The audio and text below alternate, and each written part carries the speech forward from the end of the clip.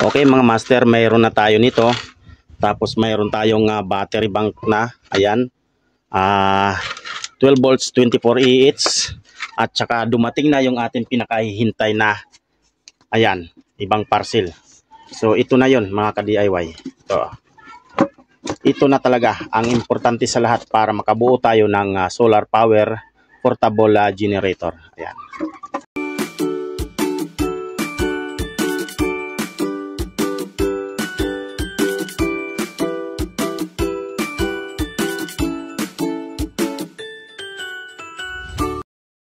Yo, what's up mga master? Mayroon tayong update sa ating bubuuin na DIY power solar generator. Ayan. Dumating na yung aking matagal na hinihintay na parcel. Talagang matagal talaga siya dumating kasi galing pang ibang bansa. So ito pa yung yan, dalawa. So kung tutusin, kulang pa ito. So yung iba hindi pa nadating. So ano pang hinihintay natin? I-unbox na natin to. Ito, malaki-laki to. Ayan. Talagang ito talaga yung matagal dumating kasi talagang galing pa itong ibang bansa. Ayan. Kaya hindi natin mabubuo yung ating DIY solar power generator. Ito yung ilalagay natin na battery. Ito talagang matagal tong natingga kasi nga matagal tayong naka-order dahil sa wala kasi tayong budget, kulang yung budget natin. Pero dahil nakaipon tayo ng budget para pambili sa mga ganitong accessories, ayan. Pero kulang pa ito mga ka-DIY. Hinihintay ko pa yung iba. So unbox na natin mga master. Tara. So yan mga master, unbox na natin to. Ayan.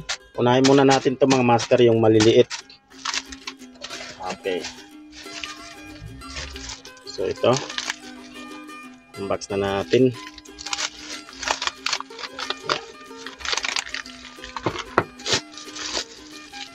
So kunin lang natin yung resibo para makwenta natin yung gastos lahat.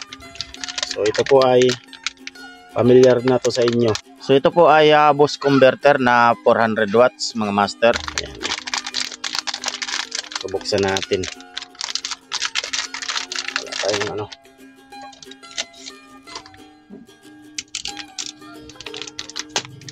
Okay. Pasensya na kayo, medyo maingay dito sa amin. Ayan. Okay. So kailangan natin to. Ayan. Para sa ating bubuin na solar power generator. So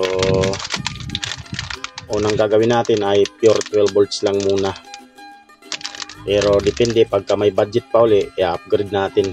So buksan na natin mga master yung isa. Ano to?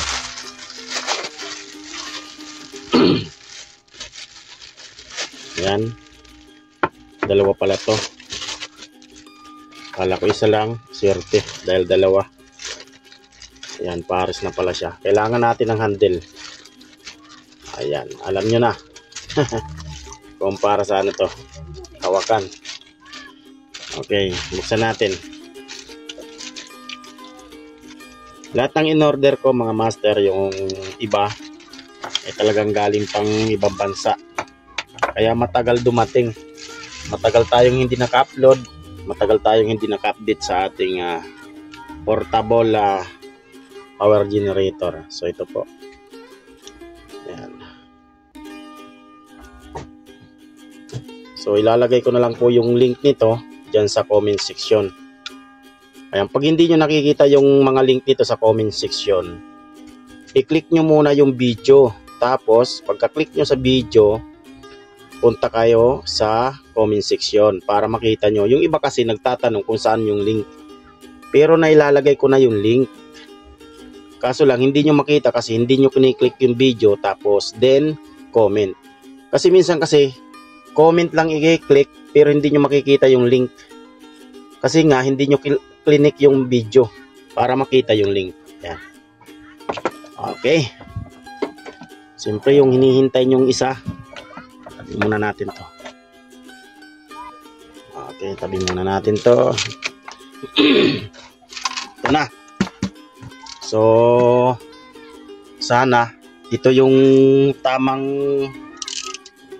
ano na order ko. Okay. Ayan. Okay.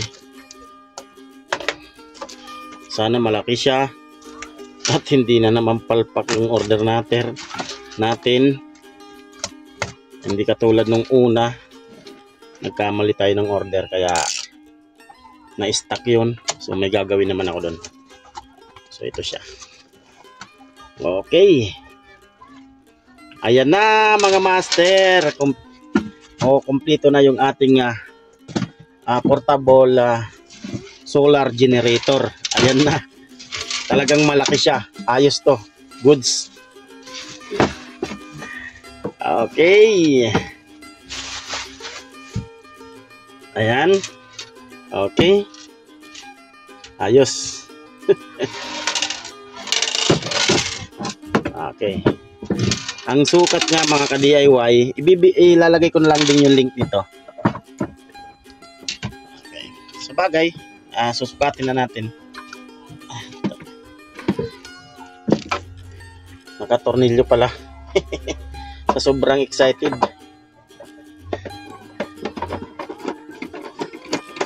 Okay. Yung gitna lang yung may tornilyo kasi para mabilis buksan. Yung ibang tornilyo nasa loob. Ayan na. Okay mga master, nandito nga yung ibang tornilyo. Mayroong siyang guma para yung itong tinatawag na waterproof. Para hindi pasukin ng tubig, halimbawa dalhin man sa mga outing. Ayan, nandito po yung mga tornilyo sa loob. Excuse. Medyo inuubo tayo. Okay, 6 na tornilyo mga ka-DIY yung kasama. So malaki siya mga ka-DIY. So kahit ipasok natin itong battery na to dito, luag. Ayan. 16 pieces na battery, luag na luag. Ayan, may space pa siya. Ayan, kung sakaling gumawa tayo tapos mag-upgrade tayo, mayroon siyang inverter. Kasya pa. Ayan. So ganito, hindi. So ganito lang talaga kasya siya. Ayan. Ayan, kasyang-kasya siya. Okay. Ayos. Ayan. May space pa siya dito para sa ibang component. Ayos. So susukatin na natin mga ka-DIY. Saglit lang ha. Okay, meron tayo ditong mahiwagang metro. Ayan. So kasama natin to, isama natin to. Ayan. So yung kanyang lapad, ayan, yung kanyang lapad ha.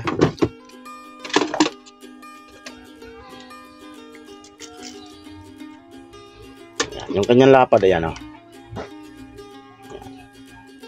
Ayan. 18. Ayan. 18 yung kanyang lapad, tapos yung kanyang haba. Ayan, medyo maingay dito sa atin. Ayan, 26. Ayan, 26. Tapos yung kanyang ayan, lalim niya. Ayan, 12. Ayan, yung kanyang kapal. Ayan, 12.2. Ayan. Diba? Ayos na ayos mga ka-DIY. So swak na swak yung ating battery dito kahit magdagdag pa tayo. Talagang maluwag. Ayan. Okay. Kahit siguro kasi to 16 pieces 4 parallel 4 series. So ibig sabihin mga ka-DIY, kasya pa dito. Ayan, magdagdag pa tayo ng isa pa. Mag-parallel pa tayo ng isa, luwag pa. Ayan, luwag na luwag pa. Mga ka-DIY. Oh. Kahit siguro, no? Try natin ito. Sok natin dito. Tama lang talaga isa. Isa lang. Dadagdag pa tayo ng ng isang patong pa. So, bali 5 parallel. 4 series. Kasya dito. Mga ka-DIY. So, konti na lang. Ayan. Konti na lang ang ating hinihintay na mga parcel dahil mayroon na tayong ayan o. Yung mga natingga nating mga in-order nandito lang. Ayan.